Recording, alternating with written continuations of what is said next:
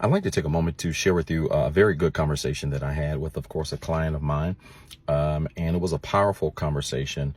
It's my hope that what I share with her is going to be a blessing to you. She's 35 years old, just getting out of a 5-year relationship, really brokenhearted, and reached out because she said, Doc, I've done a lot of work. I watch all of your videos. I've worked on the 5 areas of healing and being whole. And I've been doing those things and was doing those things even in the relationship. And I just don't understand why I am where I am. And so long story short, they decided he decided to part ways from her. And I was really shocked by this because she said it happened out of the blue. She thought things were going well and had every indication to believe that. And I said, so what are the indications that you had that things were going well? She said, well, we got along for the most part.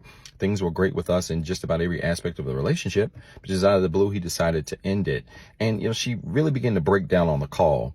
I said, what is hurting you the most about the breakup? Honestly, what's hurting you the most? She said, what's hurting me the most is that he would say things like, I'll never leave you and I will always love you. And that really hit me. And I said to her, 2 incredible yellow flags in a relationship is when you hear a person say the words never or always. So let me explain. I said, people can be sincere and mean well. Make no mistake about it, in a moment, but also be misguided and misinformed in that same moment. I said to her, when were the 2 times you mostly heard these words? She paused and thought about it. She said, well, I can say for sure that when things were really well, I always heard those, words. I'll always love you. I'll always be here for you. I'll never go anywhere. I'm always going to be on your team, by your side. I said, that makes sense. I said, I'll give you that. That's one. I said, but what's another area that you heard these words? She thought about it and she said, I'm not really sure. I said, let me ask you a personal question. I said, were you both sexually active?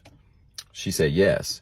I said, at any point during sex, before, during, after, did you hear things like, or words like never and always?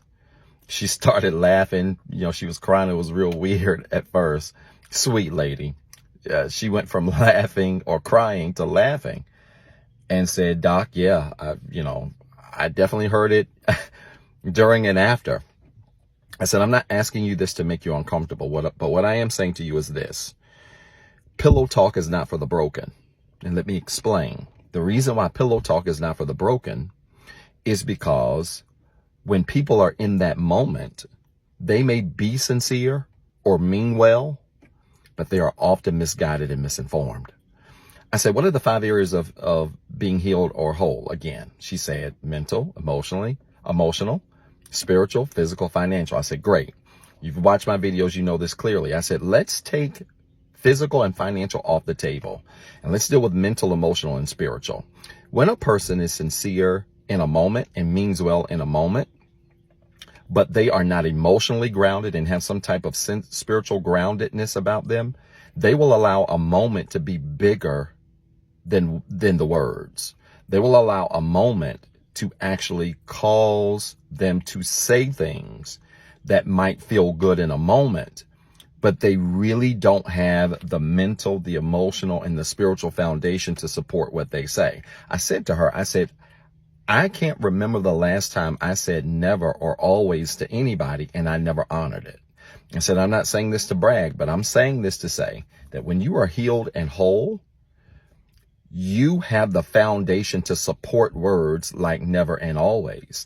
And if you are not healed and whole, you will allow a moment to become so big that you will say things in your feelings, emotions, or in a moment, but be so misguided and misformed because you don't have the foundation to support what you say. And I said, this isn't just for relationships. This is in life. This is in business, career.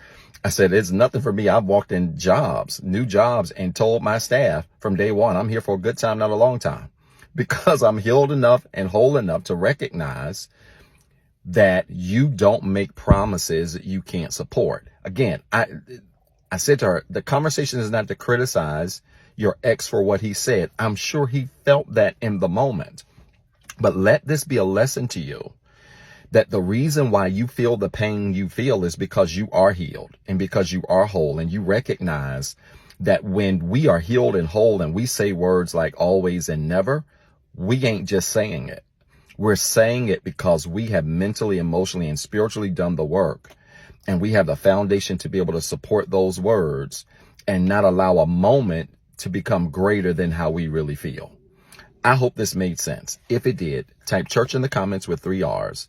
And then remember, you've got 2 jobs. 1, be better today than what you were yesterday. And 2, don't forget what I told you.